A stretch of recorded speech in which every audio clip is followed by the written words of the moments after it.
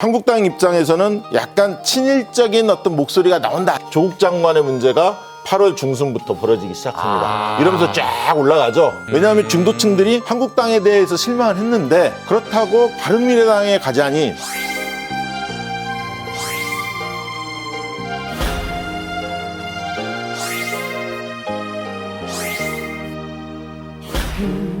輕笑聲，再為我送溫暖，你為我注入快樂。 2019년 여론조사 총결산을 해보려고 합니다. 영예 박시영 윈지코리아 대표님, 웅을 맡으신 윤희웅 오피니언 라이브 센터장님 모셨습니다. 어서 오십시오. 네, 반갑습니다. 어서 오십시오. 2019년 정당 지지율을 손익계산서로 총 분석해 주신다고 들었습니다. 자, 박시영 대표님, 네. 설명 부탁드리겠습니다. 네, 알겠습니다. 휘날리며 나가주시죠.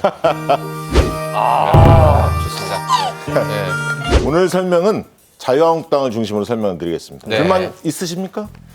뭐 그렇지 않습니다. 요 이제 네. 근데 세로 축이 예. 다 수치가 수치가 잘 안 보이죠, 지금 예. 보면. 그러니까 혹시 오해하실까 봐 민주당이 제일 꼭대기가 있으니까 그렇습니다. 이게 이제 지지율인데요. 예. 한국 이게 한 15%, 20%, 25, 30, 35, 40, 45 이런 식으로 그렇습니까? 표시가 돼 있습니다. 맞네요, 네. 그러면. 1월 달에 황교안 대표가 전당대회 출마할 것이다. 이런 네. 얘기가 나왔습니다. 네. 그러면서 지지율이 올라갑니다. 이 당시에 손혜원 의원의 논란도 이어졌습니다. 그래서 한국당의 지지율이 올라갑니다. 그리고 2월 달에 자유한국당의 황교안 대표를 선출합니다. 네. 이때까지만 해도 한국당이 순풍을 좀 부는 듯 했습니다. 네. 그런데 이때 이제 또 호재도 있었죠. 하노이 회담이 결렬이 됩니다. 결렬이 되면서 이게 또 호재로 작용합니다. 아니 저 하노이 회담 결렬을 호재라고 표현하면 좀 자유한국당 그렇죠. 입장에서 자유한국당 입장에서 그것도 좀 봐야죠. 위험한데요? 그것도 좀 예. 그렇죠. 네. 실제로 그렇습니다. 아, 그렇습니까? 예. 그리고 이때 또 미세먼지 같은 게 막 불었습니다. 네. 그때 상당히 힘들었던 시기인데요. 그런데 이때 공교롭게 5.18 망언이 터졌고 한유총을 보호한다는 이미지를 심어줬어요. 한국당이. 그러면서 주부님들이 반발을 많이 했죠. 네. 이런 과정을 통해서 크게 치고 나가지 못하고 조금 상승하다 정체기를 겪습니다. 네. 그러다 이제 4월 달쯤 오니까 장애투쟁을 벌입니다. 자유한국당이.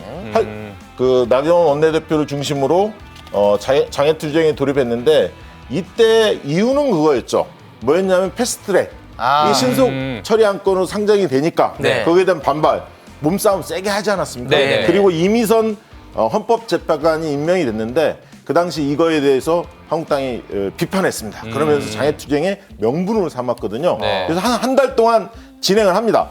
그런데 한 달 동안 진행하다 보니까 이 피로감들이 좀 형성이 됐었어요. 네. 너무 길어지는 거 아니냐. 그래서 비판 여론이 있으면서 이때도 지지율이 크게 오르지는 못했습니다. 네. 초반에는 힘을 좀 받았다가 점차 꺾이는 이런 기간을 좀 거쳤고요. 그러다가 7, 8월경에 한일 갈등이 벌어집니다. 네. 수출 규제가 들어갔죠. 수출 규제에 예. 들어가죠. 근데 이때 이제 대통령이 굉장히 강경하게 대응하지 않았습니까? 그리고 네. 범국민적으로 일본 제품 불매 운동이 벌어집니다. 여론이 통합이 됐죠. 그런데 한국당 입장에서는 약간 친일적인 어떤 목소리가 나온다 이런 비판을 좀 받았거든요, 당시에. 네. 그러면서 좀 공공에 좀 처합니다. 이게 이제 지지율이 좀 바닥세를 띄죠. 네. 그러다가 그 당시에 이제 가장 컸던 조국 장관의 문제가 8월 중순부터 벌어지기 시작합니다. 이러면서 쫙 올라가죠.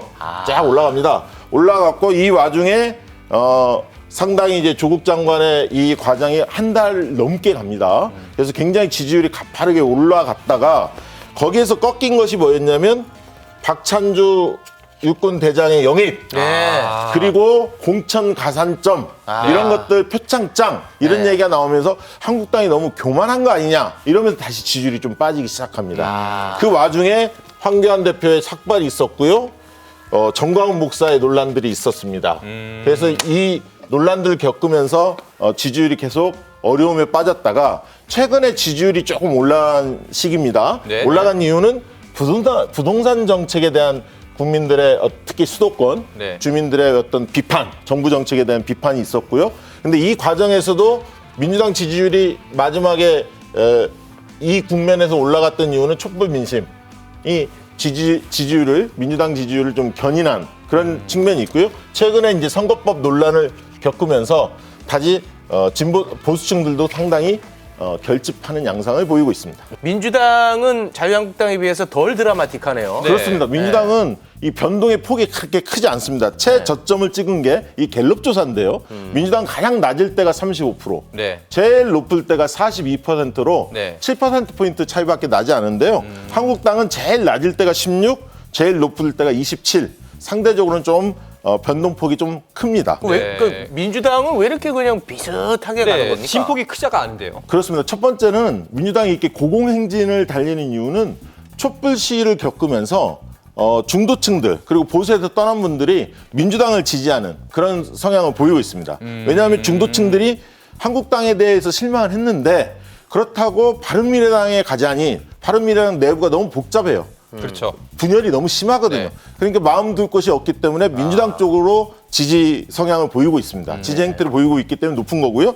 마지막으로는 대통령의 인기에 힘입은 바 있는 거죠. 왜냐하면 대통령 인기 지지도가 양호하기 때문에 지금으로서는 대통령에 대한 믿음, 신뢰 이런 것들이 아직 국민들의 지지가 높기 때문에 네. 어떻게 보면 안정적인 국정을 기하려면 대통령 중심으로 좀 뭉쳐야 한다. 이런 어떤 시각들이 반영된 결과물이 아닌가 싶습니다. 그 워낙에 그 자유한국당에 애정이 많으신 것 같은데 네. 그 내년에 이렇게 좀 반전을 꾀하려면 어떻게 하면 좋을까요? 일단은 제일 지금 너무 강경투쟁 일변도를 하다 보니까 네. 보수층은 결집되는데 중도층이 외면하고 있거든요.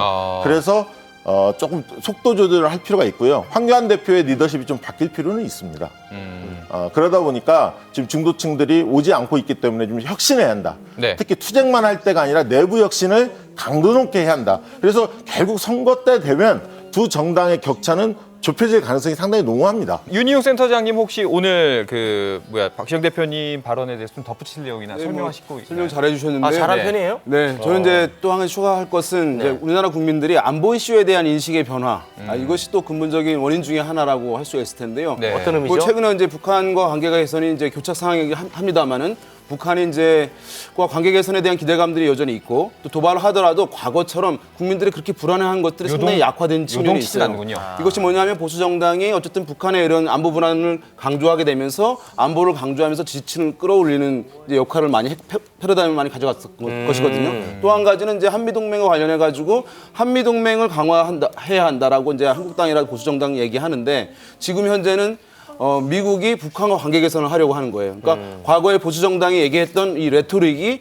국민들에게 잘 먹히지 않는 부분도 한국당의 근본적인 지지율 상승을 좀 제약하는 배경으로 작동하고 있다. 이렇게 말씀드립니다. 아마 보게 되실 거예요. 표정은 어차피 볼 거 하루라도 일찍 봐주세요. 좋아요. 한밤의 시사 토크 더 라이브. 어차피 보게 될 거 하루라도 일찍 보세요. 알겠습니다. 고맙습니다. 네.